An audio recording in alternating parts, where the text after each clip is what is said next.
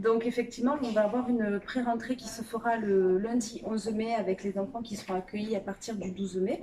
Donc là, on a aménagé le hall de manière à pouvoir proposer un espace d'accueil avec des distanciations sociales qui sont fixées, indiquées au sol avec tout ce qu'il faut, avec du gel hydroalcoolique, mise à disposition, le lavage des mains qui sera obligatoire pour les parents, le port des masques qui sera obligatoire aussi pour les parents et pour le personnel. Cet accueil a lieu parce que la coupure a été très longue pour les enfants.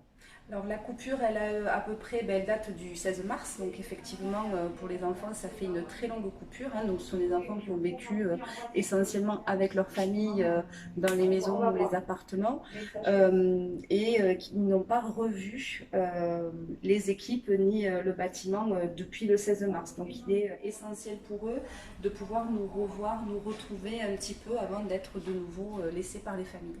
Alors là, on se trouve dans une des sections qui accueille des enfants moyens et grands, donc qui va rouvrir à partir de mardi.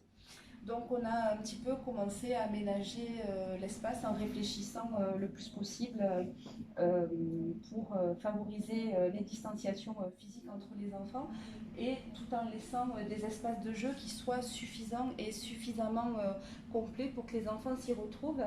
Donc progressivement, on va retrouver des jeux avec des animaux, des garages, des dinettes, des jeux d'imitation, des jeux, il va y avoir des voitures, il peut y avoir voilà, plein des Lego, une dinette qui permettront aux enfants un petit peu d'aller sur des coins qu'on va encore un petit peu espacer pour qu'ils puissent se véhiculer dans l'espace. Donc c'est sur cet espace que se dérouleront les repas et les goûters. Donc on a pu aménager les tables de manière à ce que les enfants soient assis par deux tout en respectant une distanciation physique.